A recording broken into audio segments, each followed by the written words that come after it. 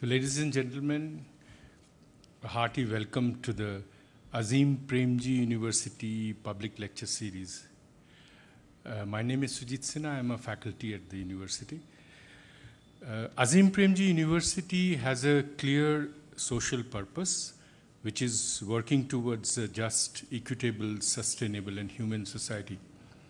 We aim to produce committed professionals for the education and development sector in India, and also strengthen the capacity of existing professionals through high-quality continuing education programs. In this not-so-easy task, we wish to engage with large number of people in a critical dialogue, for which these public lecture series are one of the avenues. So in this series, we have had social scientists, development activists, cultural figures engaging with the people of Bangalore. And today we have with us one of India's, I would say, most sensitive filmmakers, Jahnu Barua from Assam. Many of his friends are here, I see, but let me give a little brief thing about Jahnu Barua. He did his post-graduation from Pune Film Institute and worked for some time in ISRO to produce science films for children before becoming an independent filmmaker. So in his film, The Catastrophe, won the National Award for the best film in 1988. His another film, Hkhagoroloi Bohu Door, that won him the Best Director Award in 1993. He was conferred the Padma Shri in 2003. He's won the National Award 9 times, and he's won numerous international awards. Maine Gandhi ko nahi mara is a very critically acclaimed film of his. So last evening, some of us students in the Azim Premji University and faculty were enthralled by his delightful film, Konihar Ramdhenu. So let us join him today as he engages with us on his perspectives on how we can create a climate in which films and media products are examined through the lens of ethics. Mr. Jahnu Barua.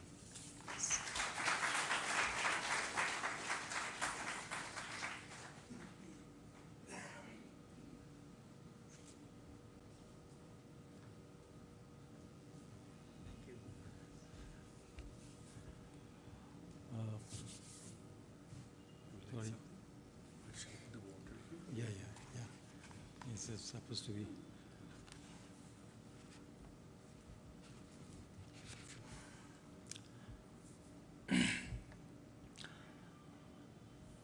Friends, sorry. First of all, I'm very thankful and grateful to everyone in the Azim Premji University for inviting me and for giving me an opportunity to share some of my thoughts with you. And secondly, I welcome you all, and thank you for being here.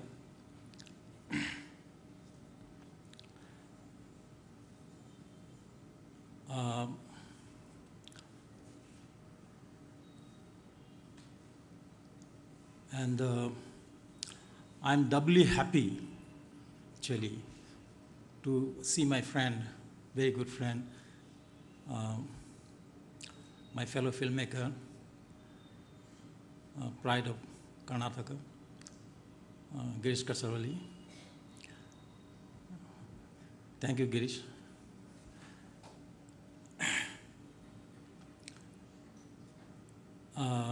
I'm a filmmaker, and many filmmakers are here. And usually the filmmakers are quite crazy. They're mad people. And they keep thinking all the time. They're emotional. They are very moody. At times they are very difficult to deal with. But I assure you that I will try to behave properly. And when I was first approached, I was very happy. I immediately agreed, although I had difficulties to find a date. And then when I was asked about the kind of topic I would like to talk about, and I thought a lot. Then I said I would give it later. Then few mails came from APU, and they sounded very desperate to know what I was going to talk. So I just said art, culture, and social responsibility. That's it. And then I thought what I should say on this.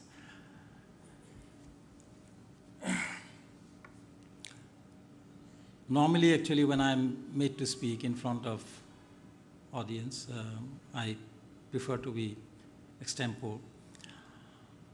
I don't have a habit of, reading out something written. So, but today I felt, since it is the university affair, so I have to be little organized, and I have to show off a little. So that's why I wrote something. And I tried to be within the kind of topic I had thought of. So that's how it goes: art, culture, and social responsibility. So let me go through it. And here and there it links to the subject. And all the time, of course, from the filmmaker's point of view, filmmaker's perspective.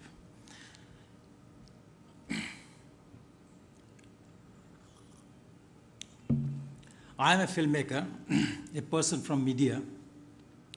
Friends, before coming to today's topic, let me recollect for you what this word media means to me. I am the one who will say that anything which communicates and lets you know is media.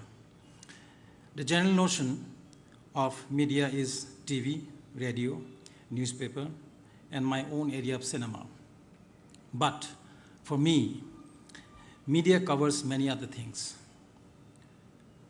Even things like posters, hoardings, and the banners, the writing on the wall, a leader's speech, and so on, is also media, and its form. Day in, day out, we come across various information. Someone, somewhere, is creating that. So it is important that those who are creating information are responsible people, because their creations directly impact the society.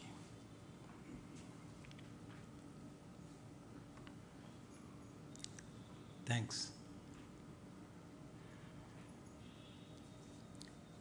A human mind is a monster which needs constant food for thought.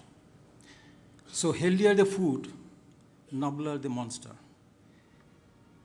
And we must not forget that these minds finally form the human society. As a filmmaker, I have realized that it is my duty to create responsible stimulants which will make people feel about their responsibility towards society and community. And to my mind, art, culture, literature, or any creative works, for that matter, are the biggest stimulants for the development of social morality. In my analysis, the sense of these creative aspects relatively exists in each and every human being, either to create or to understand, no matter what he or she is. Now, how do I morally connect myself to a society? It's very simple. First, I must identify myself. Who am I? Say I'm a filmmaker. So my first society automatically becomes me and my audience. I make a film that is seen by thousands of audience. And if I make myself morally responsible for what I have created and make sure it's for the betterment of my audience, my social responsibility as a filmmaker is complete. The same way for a teacher, his first society is he and his students. For a bridge construction engineer, his first society would be he and the thousands of people who would be using his bridge, and so on. Like all of you, in my day-to-day life, I also draw input from three sources: knowledge, experience, and observation. These three things feed me all the times. And so far, my gain is concerned, I know for sure what I get from experience and observation, because in any experience and observation, I know I am directly involved. But I am never sure about knowledge, which has no limit and which also depends on its various sources. More importantly, it is how I am using knowledge in my day-to-day life. Years back, during my college days, I was fascinated by an article, "Can a Scientific Society Be Stable?" by Bertrand Russell. It was first published in a British medical journal in 1949, but it is still relevant to humanity. I was so fascinated by the article that I preserved it. Over the years, I have read it many times. Each reading has been a new experience of knowledge for me. Let me quote two lines from it. "Knowledge is power, but it is power for evil just as much as for good. It follows that unless men increase in wisdom as much as in knowledge, increase of knowledge will be increase of sorrows." I'm sure many of you, just as I did, will find a close resemblance of what Russell had said, and that of what your universities, APUs, explicit commitment to the idea that knowledge and learning have human and social consequences, and that their pursuit cannot be separated from consequences. Also, a lot of revolutionary things will form part of my lecture, and I will be keen to have your attention over the next 30 to 40 minutes or so. What I'm going to give you is just a part of the collage that goes on in my mind, whether one calls it my madness or prattles. Dear friends, since the evolution of history and society, mankind has learned to compete, cooperate, and prosper. This trend is not limited to material things alone, but even artistic and cultural activity. Since the creative and material have almost always prospered simultaneously, life has never been nasty, brutish, and short in the Hobbesian sense. In fact, both have given an impetus to each other most times. However, post-World War II, there came about a decisive shift towards materialism and a parallel fall in creativity in the arts and culture. The US riding on the post-World War II world began prospering like never before, and Europe, aided by the Marshall Plan, started recovering. Art and culture were no longer the same, even though they appeared in new avatars. The beauty of the creative arts is that they are malleable.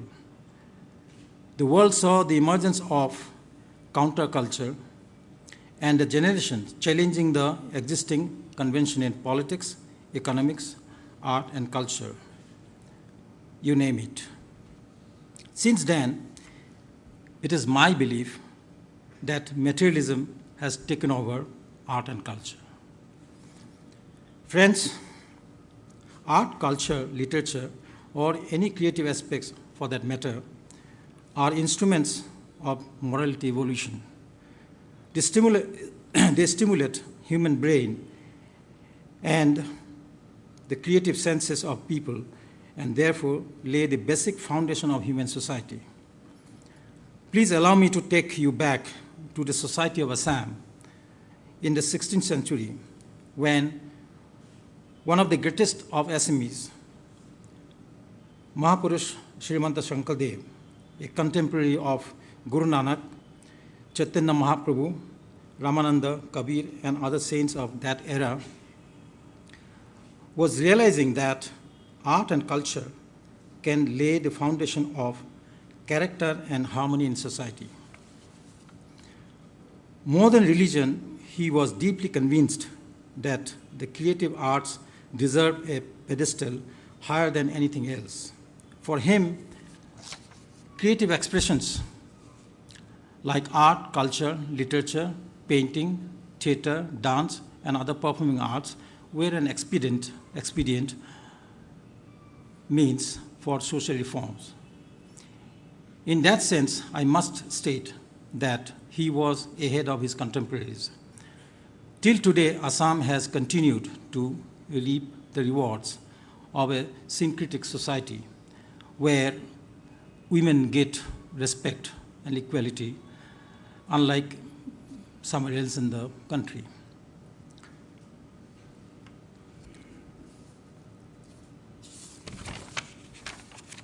You may like to appreciate that the Assamese society never had dowry, which we are very proud of. Till the 1950s or 60s, the bride's family had to take permission from the groom if they wanted to give something, which was mostly furniture, along with the bride. It was up to the groom whether he accepts it or not. As many a times, it was refused. It happened in my own family. And such customs, credit goes to Shankardev.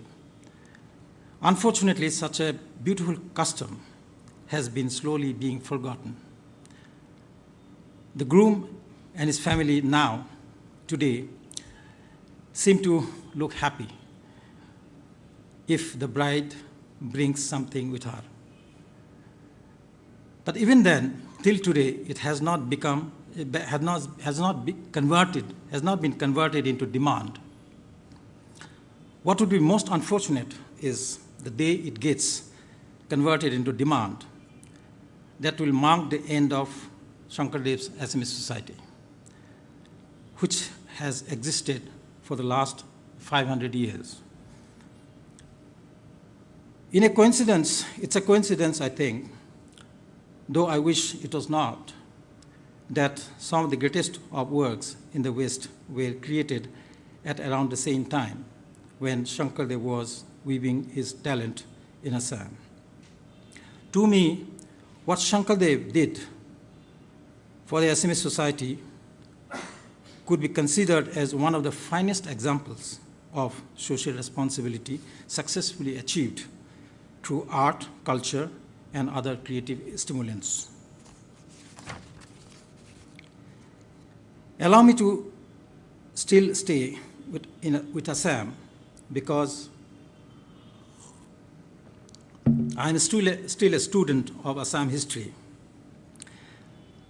Much before Shankardev had his idea of art, culture, and a responsible society, the Ahoms,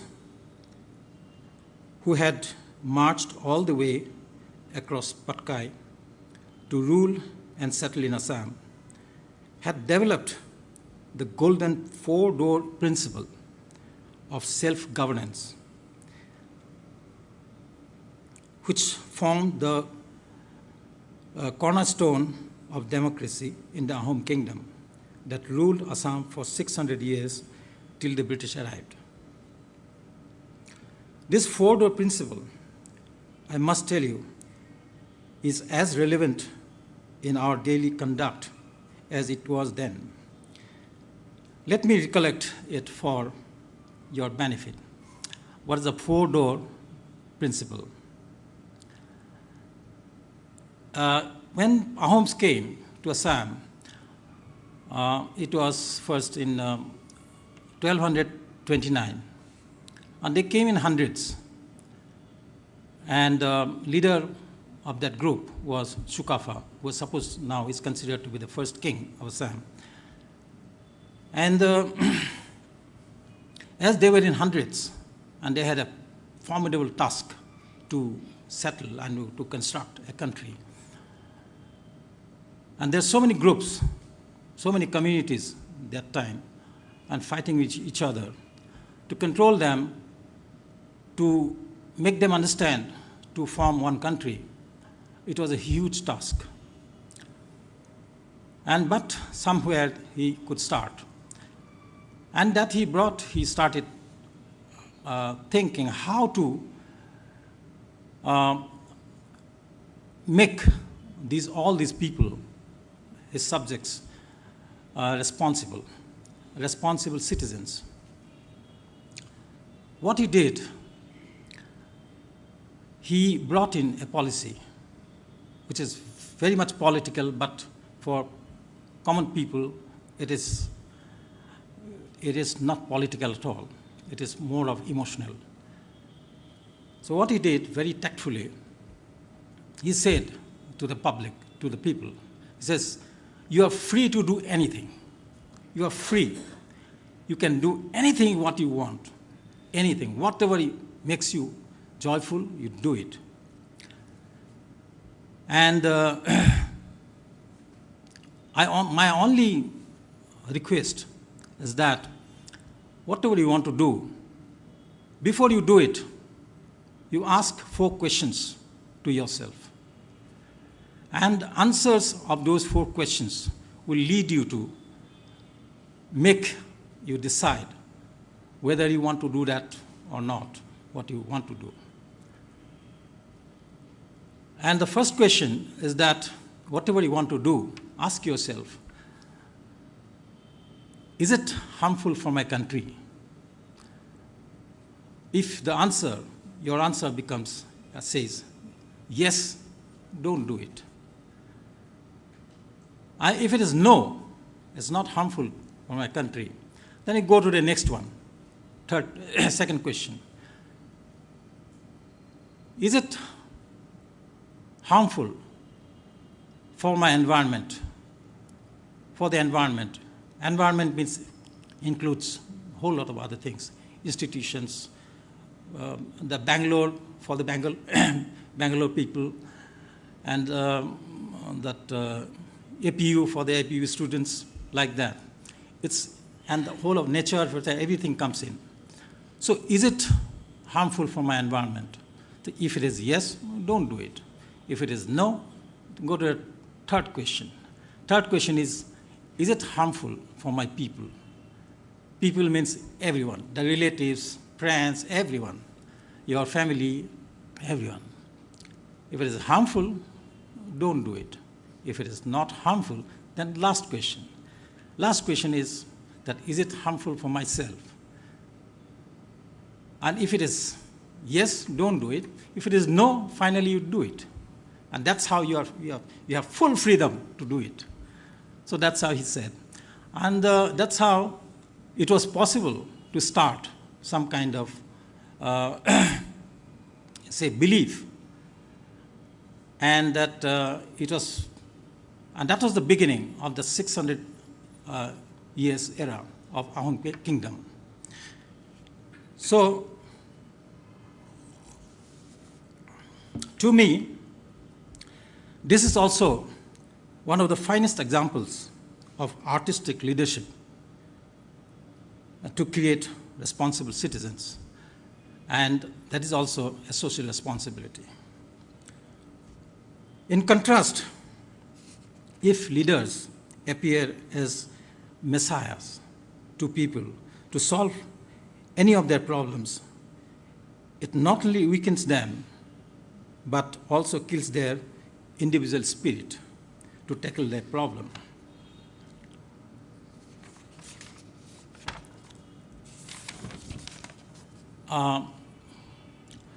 When I was in my village, in my childhood, I just want to share one observation. You know, Assam means floods, terrorism, everything. So floods are very common. And when I was a child, about 8, 9, that time I was in the village for 2 years. I had seen about 4 floods. And when the floods used to come, all the village people, they know that in 2 days' time, the water will arrive. They immediately get ready.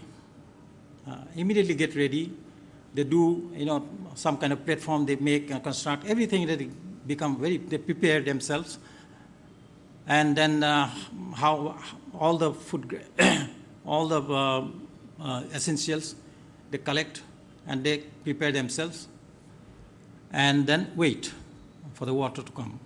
The moment the waters come, and it stays for 4 or 5 days, sometimes 6 days, and they go to the platform, then because all of them are prepared, and then after 6 days or 4 days, when the floods recede, they come down, they clean their houses, and then back to normal. That was the 4 floods I have observed, and there was not a single person from the village or anywhere in the nearby started complaining. They had never complained. They never asked for government's help, never said, we didn't get, they never asked for relief, nothing. Maybe at one time, it was necessary, relief is necessary. But what I'm trying to say, that's attitude. They had the capacity, the energy, all the attitude to solve their problems. And that is no more. Today, in the same village, the moment this flood comes, they start blaming the government. Because that was what? Because some leaders go and then appear as the Messiah, that we are there, don't worry. Moment you say don't worry, they don't worry at all. So they become absolutely crippled. So that is what is happening. I'm not only in Assam, everywhere in the country. Another observation I want to share with you is that I had made one film on Brahmaputra about a decade ago. For 6 years, I shot. I was traveling China, Bangladesh, Assam, and the whole of river. I traveled, and basically I tried to develop friendship between people and the river. While I was trying to do that, and I started questioning that, I took interviews of I started talking to people who were who used to live around the country, around the river, on the banks. And you know that Brahmaputra is a natural dictator. It's huge. So first question, when I ask them, is do you please say something, just say something about the river. Then he starts his whole history. He says, oh, this river is absolutely, it has ruined us, everything. Its floods has finished us. My kit is gone. My this thing, that thing, everything. My house is gone. Everything, they talk everything that ill of the river. And then I ask him, where were you before you came here? He says, in the hills. I said, why did you shift from the hills? He says, there you don't have good crop. Land is not fertile there, and you can't grow anything, and it's very difficult to survive there. Then I said, what do you get here then? He said, land is fertile here, and the river brings silt every year. Land becomes doubly fertile, and crop is very good, and you get fish to eat. You get this, you get that. Then why are you shouting at the river? Why are you blaming the river? That time he realizes that, my God, I was making a mistake. So that's how, I was trying to develop a certain kind of relationship between the people and the river. But what was amazing for me is that it was going on and on. Brahmaputra had been there for so many ages, but we have never learned to make friendship with the river. And I said, the reality is that Brahmaputra is a natural dictator. It will never adjust with you. If you want to live around it, you have to adjust with it. That's it. So that was the kind of, our attitude people used to have. And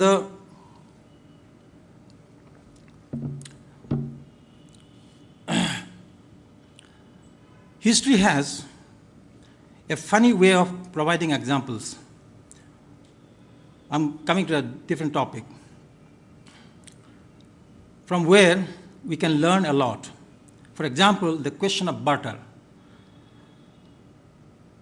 The question of barter should not be seen just as trade transaction. It must be seen from the relevance point of view.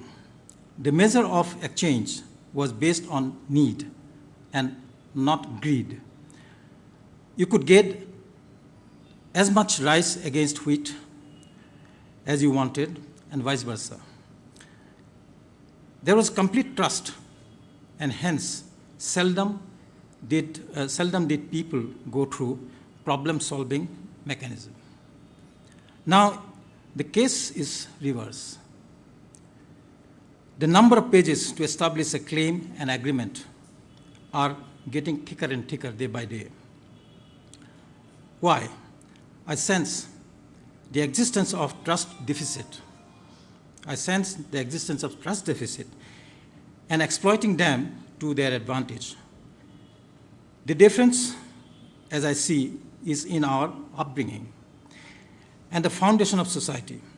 Society of olden days was premised on a culture and trust. The present day society is premised on material and doubt. More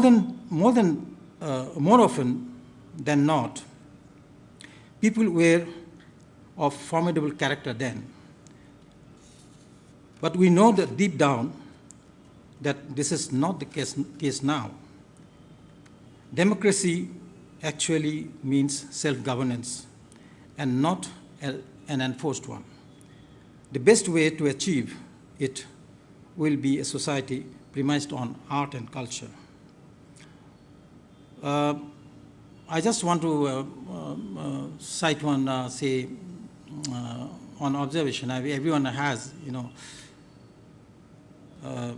when I first traveled by, when I was in college, I traveled by my first flight trip to Guwahati to Calcutta.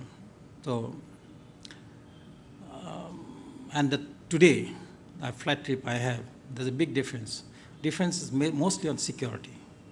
Security everywhere, everywhere, everywhere. Means what? You are doubted at. You are a criminal. You have to be checked. And that time, when I was traveling on my first flight trip, there was no check. There was a complete trust. So in just how many years, maybe 30, 40 years, everything has changed. And we have all around today that we are doubted at. Staying with trade and commerce, a cursory glance at the profile of CEOs and board members of companies will reflect the absence of people from art and culture background to balance the divide between commerce and culture. The same is the case with politics, and now you can make a link between politics and commerce. This remark should be expunged and off the record. Why I said so is that the government is pressurizing institutions of art and culture to either make profit or stand on their own or to close down.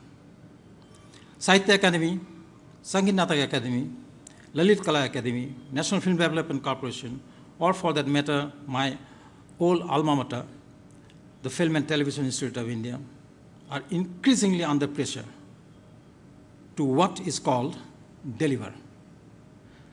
I think the very idea is a big blunder. It amazes me often why we fail to understand that the benefits of these institutions do not lie in revenue generations, but in generation of builders of creative thoughts. And if they are to change their basic nature, society will be dead and buried. The government should see benefits from such institutions in terms of culture and not cash. These institutions create an environment which builds character and not crooks. Character which cannot be bought and sold or traded. We need non-materialistic minds in the government more than CEOs. Any government effort to the contrary is a recipe for disaster.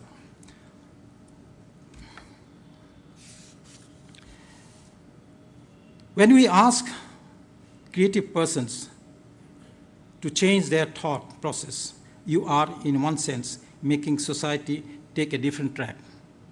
By nature, a creative mind is genial and gentle. Forcing him to do or act otherwise would be harmful. Artists are generally fanatic about their creations. Steps must be taken not to channel his energy the negative way. He has resistance power, and therefore he will not be easily swayed. But if policies create circumstances which force him to do otherwise, it can doubly dangerous.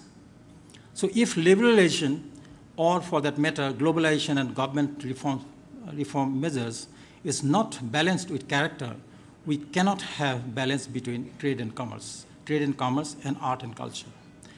Material is external to creativity and creative senses. However, it can be directed to the promotion of the latter and not the other way around.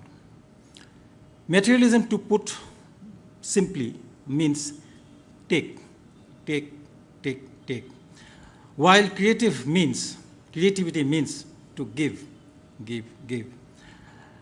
Vincent van Gogh has left humanity very rich and died a pauper. Today his paintings are, to use the wrong word, worth billions of dollars and spar 1,000 thoughts and allow 100 flowers to bloom. The world becomes livable on the basis of this spirit. In fact, in every character, this spirit needs to be inculcated. Unfortunately, one of today's tragedies is creative works are taking place on the basis of individual efforts and not state support. They are not institutionalized properly as they once were. Art and culture exist everywhere. They only need identification, promotion, and respect. My illiterate uncle, who never came out of his village, was an artist, and so was Pablo Picasso. The difference between them was not in the minds, but in application. Picasso created high-class framework, but my uncle did not have the knowledge. But the most lovable fact here is neither my uncle nor Picasso would have been a crook, no matter how tough the situation, because their minds would not allow them. The global economic system has created an atmosphere where tiny fraction of business enterprises control over 7 billion individuals in various ways. This inequality between finance and culture is not to anybody's liking. An artist must be given free hand and not be at anybody's wish and command. Trust me, that will make him responsible and productive. I would now like to dwell on a topic whose link with youth I will explore. Drugs and society. We are very regularly concerned about how drugs and narcotics destroy a society, particularly the younger generation. Our senses must make us react to its harmful sequences in a very vigorous way. We react that way because we have seen the deterioration physically. Accordingly, we are trying to take measures to stop the inflow of such drugs into our society. The process to stop such calamity is practically possible because we can take steps to check the inflow of these drugs. But while doing so, we tend to forget the existence of another set of drugs that are abstract and hence cannot be seen physically. They are mental drugs. If we are serious about eradicating harmful physical drugs, which are supposed to destroy a society, we should also be serious about eradicating the mental drugs, which exist in different forms and are too abstract for a society or an individual to judge their harmfulness. In fact, at times, the mental drugs are more harmful than any physical drug. Mental drugs come and penetrate into a society or an individual in many ways. We belong to the audiovisual media, and I don't hesitate to say that many a time mental drugs penetrate into society through cinema and other audiovisual media. For example, a film with excessive violence or even an obscene film poster can destroy many minds. But unfortunately, that kind of destruction can hardly be physically noticed. As a result, we don't react on such negative developments for them being not visible. This indirectly encourages the creators of these mental drugs. Nevertheless, we all know that the only way to counter such evil force is to sensitize the society to develop strong ethics so that it becomes mentally strong enough to judge, select, or reject anything that appears in its surroundings. But what is unfortunate here is that it is difficult to stop these drugs, physical or mental, because drugs are more attractive than ethics. Drugs sell and ethics don't, the way I'm referring to. But does that mean that we stop our efforts to popularize ethics? I will leave the answer to each of you after a resounding no from my side. I shall now return to a native wisdom with another example, and that is something close to my heart. My mother was a fountain of wisdom, despite the fact that she had her education only up to class 2. She was one person without whom the area, it seemed, would not function. She was a self-made expert in herbal medicine, family counseling, and even legal disputes. Most importantly, she was an expert in ensuring safe child delivery. So much so that when the wife of the local doctor, an MD, gave birth to a baby, he came running to my mother. Astounded, my mother asked him what the matter was. He told her that his wife had more confidence in my mother's ability than his hands. And she was a peacemaker, a brilliant one, a brilliant peacemaker and brilliant mediator. I'm tempted to say that had she been the UN Secretary General in place of Kofi Annan during the Iraq War, the war would not have happened. Why do I say so? It was because of her conviction and belief that peace and only peace must be around. She was unflinching in her quest for what she thought was morally right. Education, as such, had nothing to do, but her grounding in the society of time made her a woman of substance and wisdom. She had given a big push to all creative endeavors, even though she was not an artist in the true sense of the term. Hence, my reiteration that she would have saved the world of the Iraq War. Here I want to refer back to what Bertrand Russell had warned the world about in his article. Knowledge is power, but it is power for evil just as much as for good. It follows that unless men increase in wisdom as much as in knowledge, increase of knowledge will be increase of sorrows. All the leaders of the world had knowledge, but not wisdom, as they could not prevent the war that killed so many children. And that was definitely not a social responsibility. What the leaders lacked was a strong will, and that will comes only from non-materialistic thinking. Society has a lot to answer for the way we are conducting ourselves and the education we are providing to our children.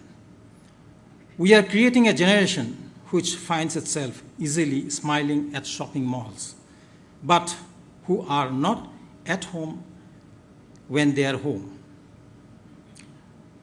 Their gloomy faces hardly inspire. They are pressurized. They are finding it difficult to find a route for themselves.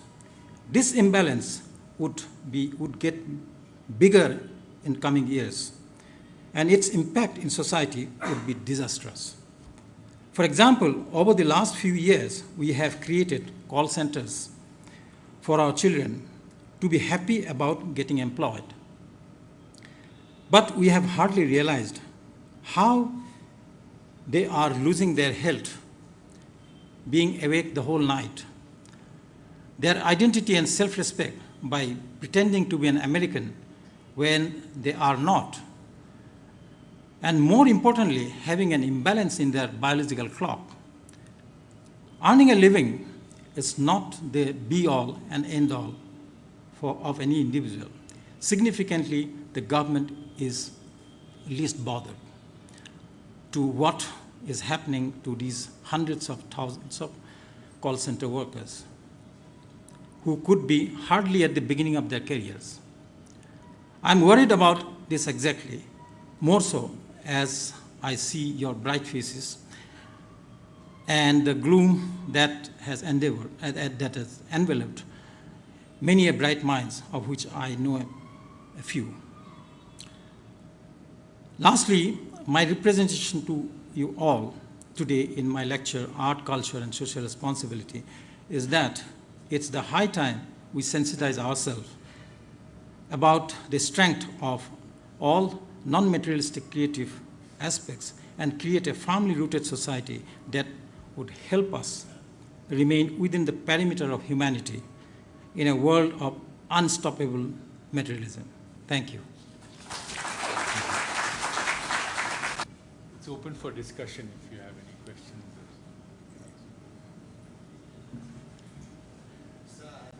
Between commerce and aesthetic creativity in that sense.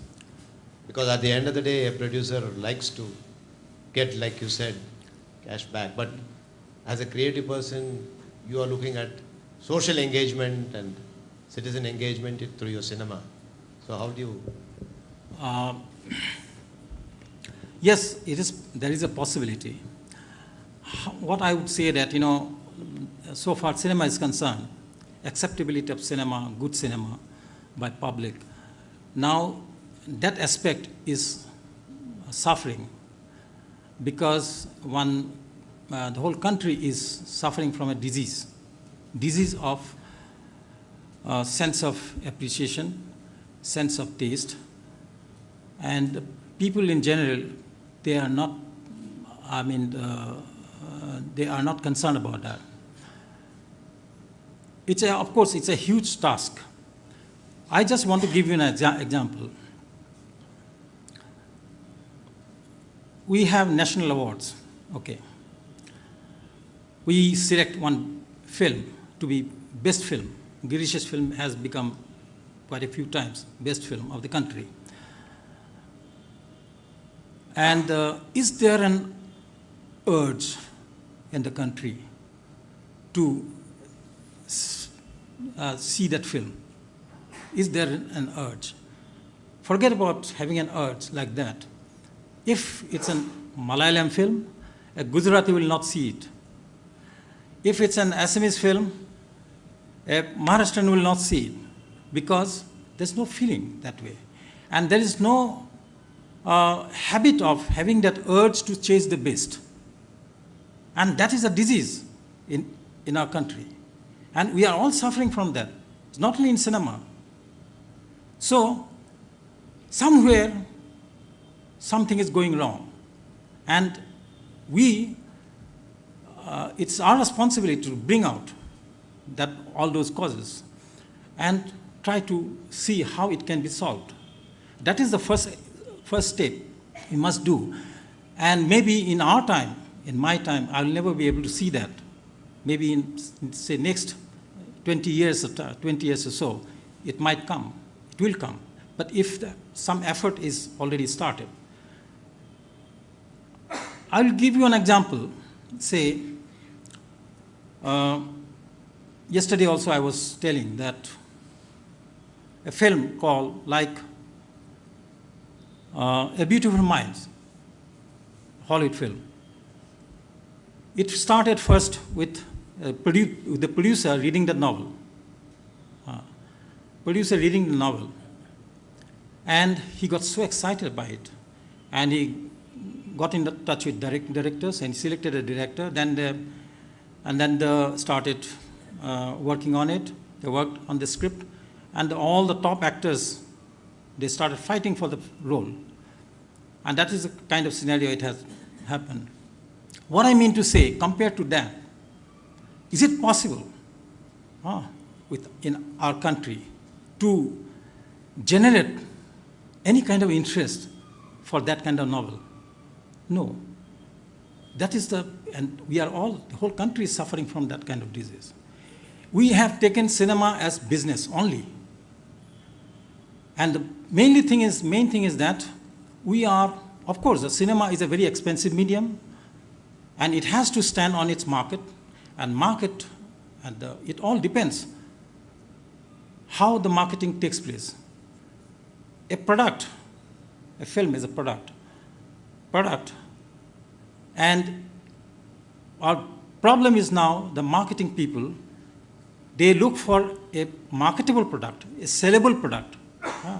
They don't look for a good product, healthier product, which needs to be sold, which we must find a way to sell it, and which can be made popular. And that effort is not there in our marketing people. And marketing people always look for the ingredients which are sellable, which are marketable, which have attractions. So that is where the main snag is. So moment we realize that in the market we should be able to sell the good products, and that effort has to be made, and that will bring back such change.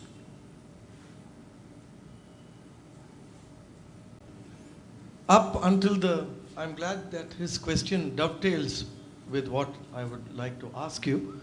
Up until the mid-1980s, our country had a very vibrant, in spite of the scenario that you depict, which is quite true, we had a very vibrant alternate cinema movement, very strong. Yeah. Filmmakers with a lot of discipline, commitment. You, Girish ji, Adur in Kerala, I might miss a few other names, remain the exceptions today. The lone rangers, as it were, who continue to make cinema with a certain commitment, unwavering. The whole question of commerce and viability does not deter you from pursuing your artistic expression. Yeah. In your talk, you have laid the ground that probably post-economic reforms in early 90s, materialism, a kind of materialistic culture has taken over, probably. But still, there you are, still continuing to make. But I also feel that, in a sense, cinema being the youngest of art forms, the intellectuals seem to have abandoned it.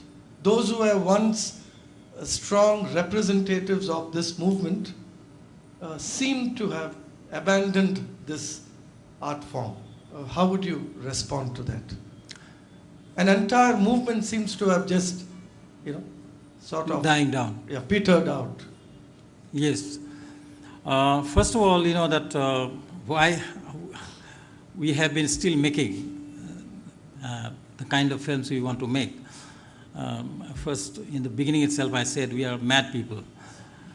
And that madness we learned in FTII, maybe, and that built our conviction, which we have many fights. I don't have a fight with my wife because I made her also a filmmaker. So, so I escaped from that. But what I mean to say that that strong conviction, because of that, we are bound not to, deviate. And yes, all of us, we are suffering. Girish might be smiling, but he's also suffering. Everyone is suffering. And it's not a happy situation, definitely. But at the same time, I would say that conviction will always remain. That's for sure. The other aspect, is that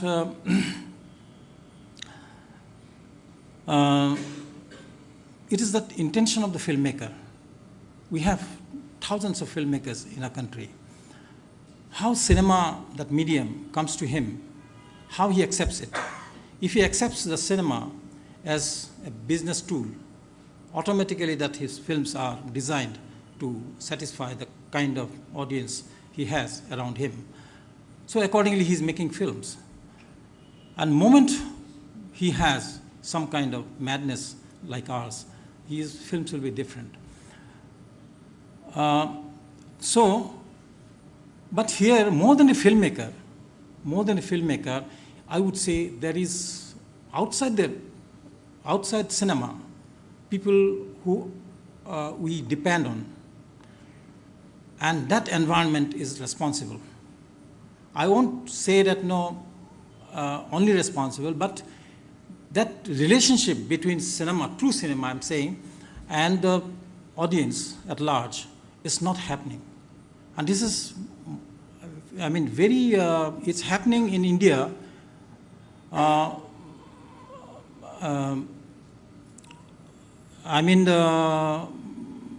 Unlike in any other country. The fact is, we are nationally also, we are not ashamed about the fact that we make the largest number of films in the world, largest number. Even second is not even half of ours. But in quality, we are almost at the bottom. In last, say, 25 years, there is not an Indian film in Cannes competition. It's a national shame.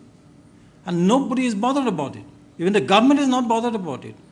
The government also never asks you why it is so.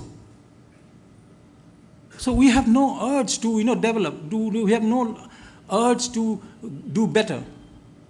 And we are not inspired. As I said in my talk, that it is only because of some... It's not only in cinema. A good art, good literature, poetry, everything is suffering. Everyone is suffering. So it's sad. I don't have an answer for that. Sorry. Good evening, Barua sir. I'm a marketing professional, a rigorous theatre practitioner, and a strong aspirant for cinema. Barua sir, in whatever short span of time I have had my brush with the theatre, I have observed one thing, and which you also mentioned, nowadays marketing people look for saleable products rather than making products saleable. So what I have observed, that it's very important to do a pulse check with the customer. With no offense to any filmmaker, an action movie of Salman Khan makes 100 crores in the first 3 days of box office, while a movie on one of the famous freedom fighters does not even receive good reviews from the public and does not find a space in metros, in the multiplexes. Now here, when you was talking about in the last phase of your speech about call center people, what I was thinking, the way we study, the way we groom ourselves in our schools, colleges, the mindset which is developed is to become a better person in life, get a better living. All these things never become our main focus. So what happened? A person, when finds time, thinks that these things are only for his entertainment or for some value. So unless that mindset is changed and we find some value in the cinema, and similarly that mindset is put up in a cycle, in a way, whatever we study, whatever we do in a job, that cinema becomes one of the core things. We won't be able to, absorb any kind of good cinema, and neither we will be able to reproduce it. That's what I have, observed. But still, I wish to have an answer from your side. What efforts we can make in this direction? As you mentioned that we are ashamed. So to produce good cinema and produce other kind of performing arts. Theatre is one of them which is fading away.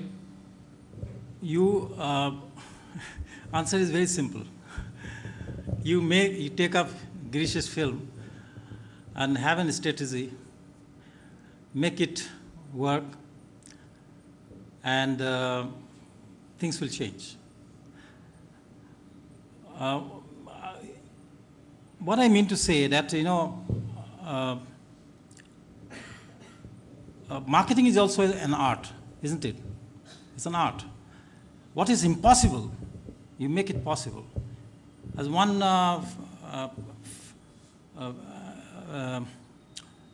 relative of ours who was appointed to sell fans in Kashmir. I'll tell you, he sold 1,200 fans in winter in Kashmir. And that's a strategy. And he has done that job. So, thing is that, how we accept that product. If I'm the marketing person, if I know this is a good film, it must be seen by everyone.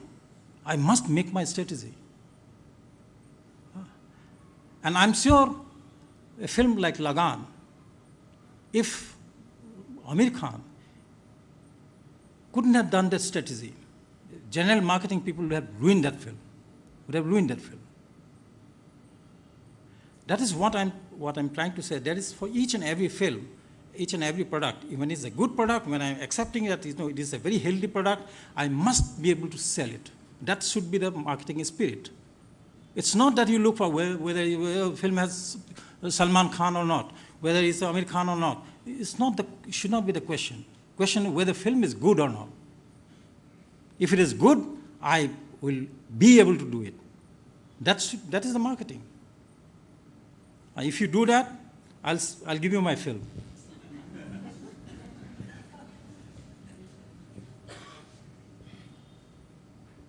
Cultural ambassador as this one, the kind of cynicism you yourself are expressing, and as assimilators of culture from you, people like you, Khagaroloi and others, how do we reconcile to this and change? I mean, how will you able to bring about a change, a cultural change in the kind of scenario that we are witnessing today? We cannot, and the problem is not with us. Problem is, for example, say what a filmmaker do have to do with an university? Nothing. I was invited, I came here, and at least to share something. So it is somewhere I am trying to be amongst other people. And that's the spirit. I'm sure everyone will do, all the filmmakers will do. And they're doing their job properly. They're doing it. They're, tomorrow, as the marketing our friend, he said, if he changes that whole scenario, the same filmmakers will start making different kind of films. So effort, I would say, so far the effort is concerned, it is always there. And somewhere something is going wrong in the via media. Maybe a kind of media we have, I don't like to criticize, but somewhere the media has a lot to do. They have a lot of responsibility. And if they come forward, they help in the situation, the things will definitely improve. And the kind of assimilation which we require, it will definitely happen.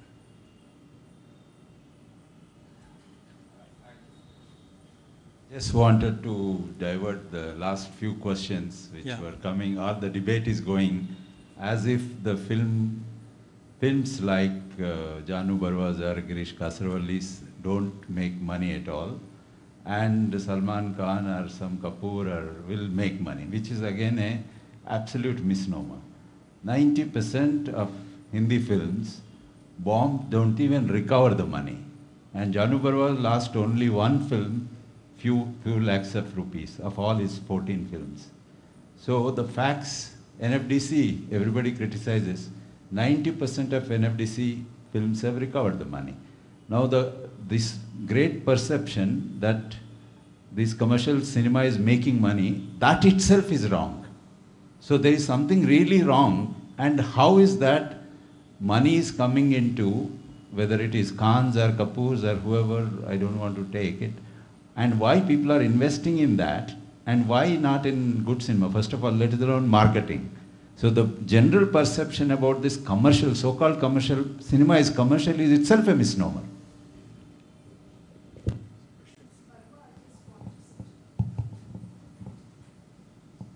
Yes, I wanted to ask you, since you referred to national awards, do you feel that there is a politicization of the national awards?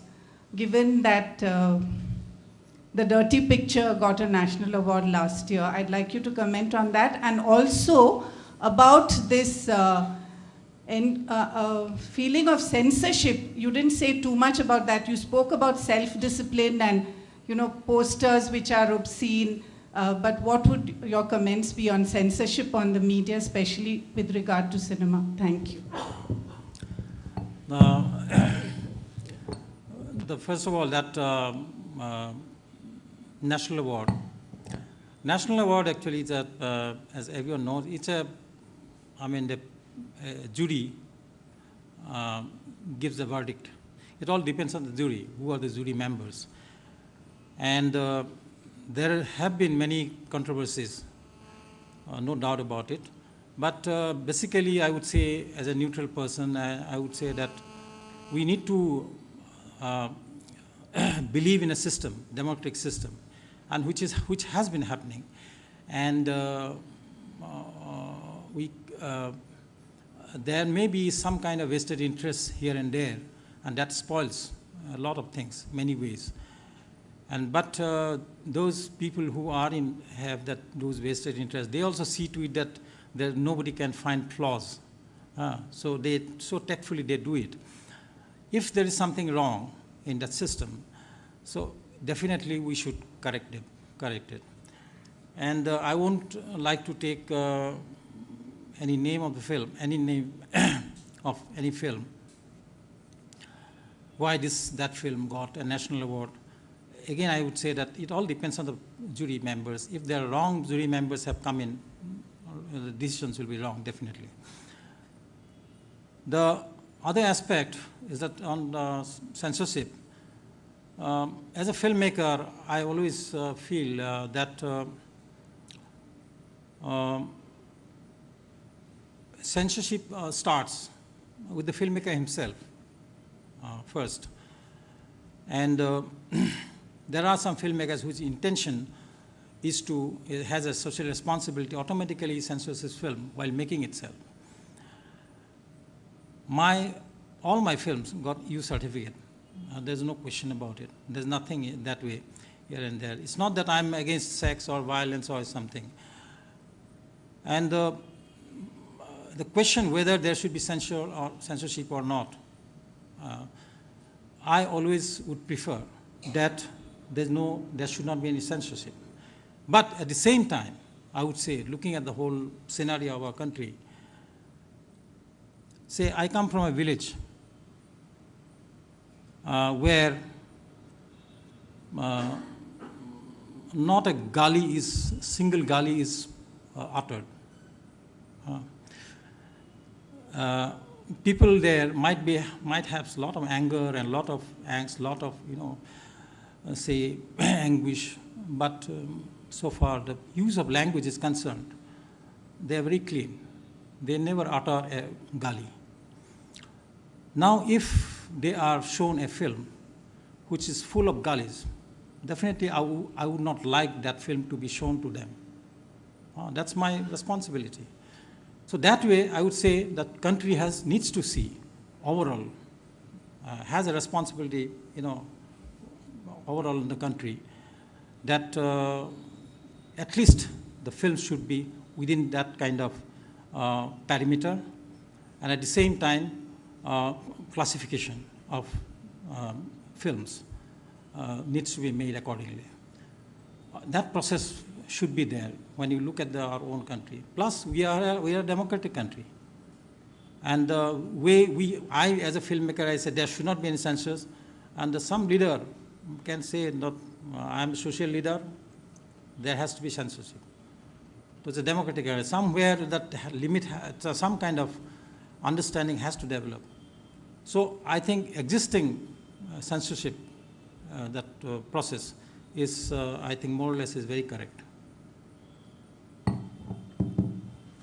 A parallel film or a meaningful cinema is dwindling. We may also want to keep in mind there is a big generational change between that time and now. Yeah. And also the kind of audience or market which we talked then the character of that market also has undergone a change as much as the character of the city and urban centers have changed. So I would like you to kindly share about, while the mainstream film industry is trying to pull the people into its, with all its strong arm tactics, its distributor network, so on and so forth, what would be a strategy if you want to move the cinema to the people?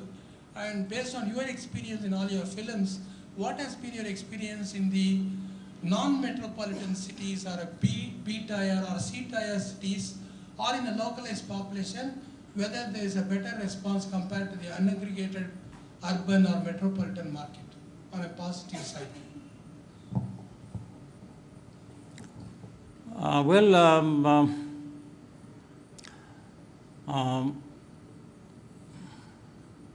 I don't know how I should answer that question.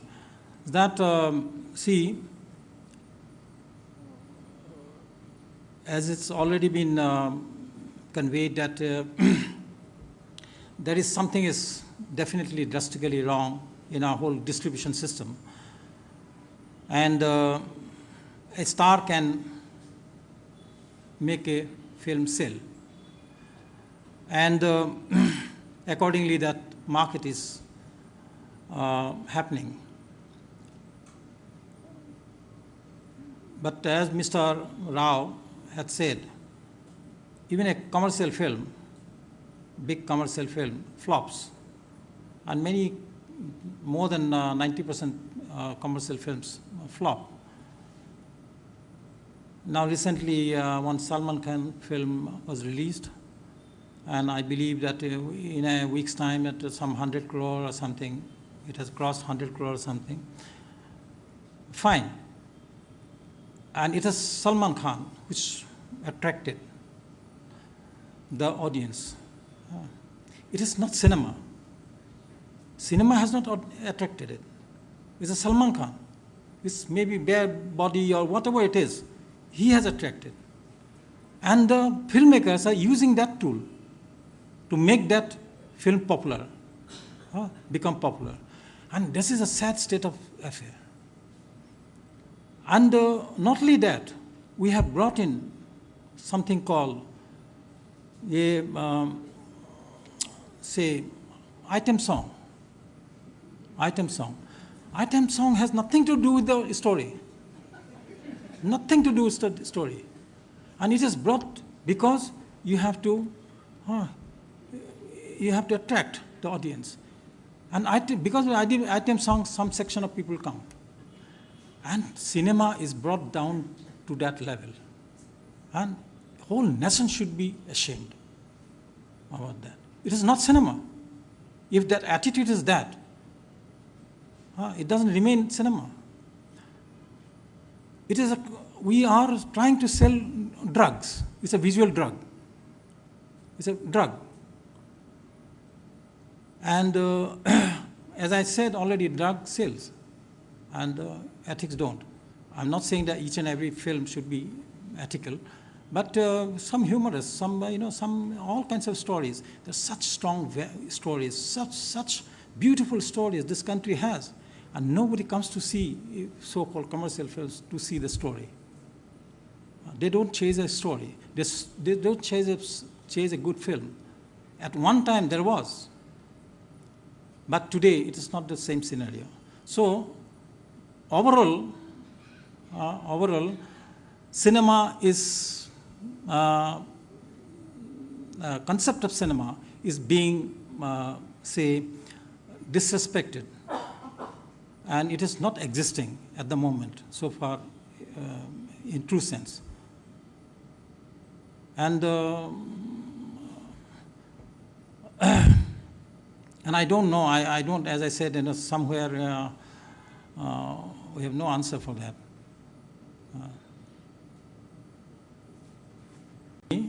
And